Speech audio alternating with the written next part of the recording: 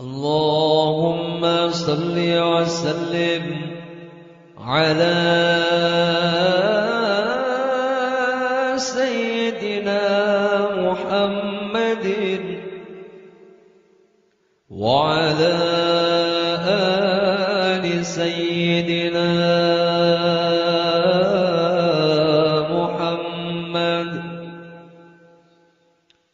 Habib Lutfi bin Ali bin Yahya, seorang ulama harismatik di Indonesia, yang selalu mensyiarkan majlis maulid Nabi dan sholawat serta persatuan dan kesatuan dalam satu bagian syiarnya.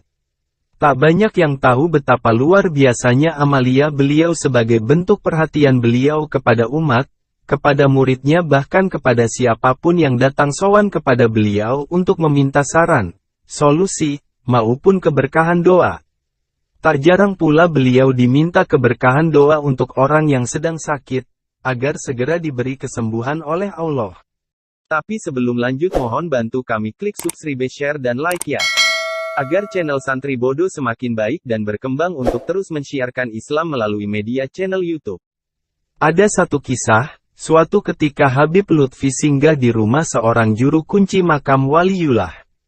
Ketika beliau singgah di rumah sang juru kunci tersebut, seperti biasa banyak tamu yang sowan kepada beliau, berbagai persoalan disampaikan oleh para tamu satu persatu kepada beliau, dengan maksud untuk mendapatkan pencerahan, solusi dan keberkahan doa.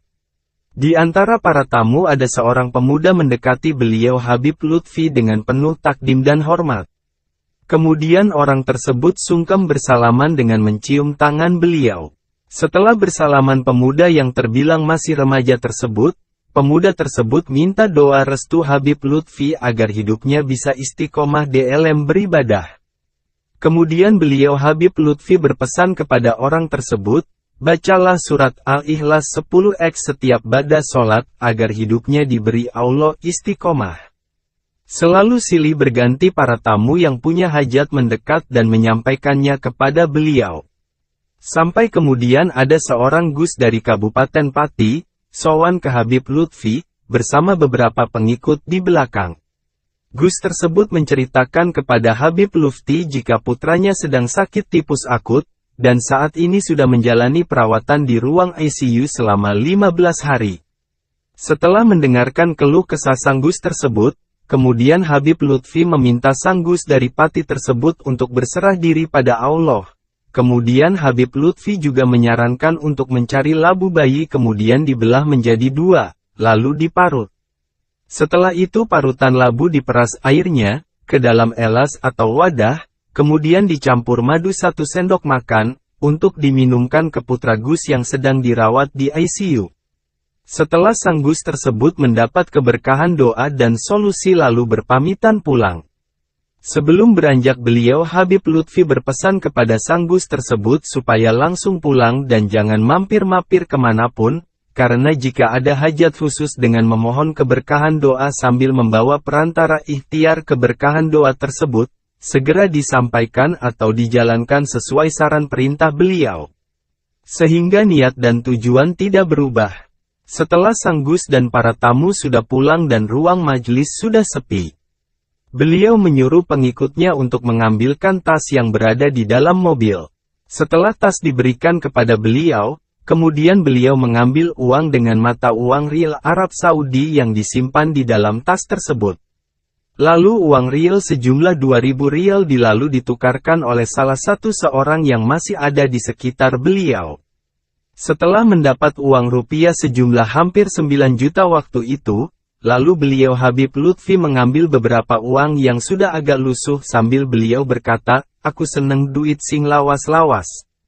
Setelah uang pecahan 100.000 yang masih tampak baru dan yang sudah lusuh dipisahkan, beliau Habib Lutfi kemudian menyerahkan uang pecahan 100 ribuan yang masih tampak baru kepada juru kunci makam, sambil berkata, duit iki tulung ditukoke beras dibage kek koyo biasane ya. Tak niat ke kanggo putun kiai sing loro mau. Uang ini tolong dibelikan beras dibagikan seperti biasanya ya, ini amalan itu aku niatkan untuk cucu kiai yang sakit tadi.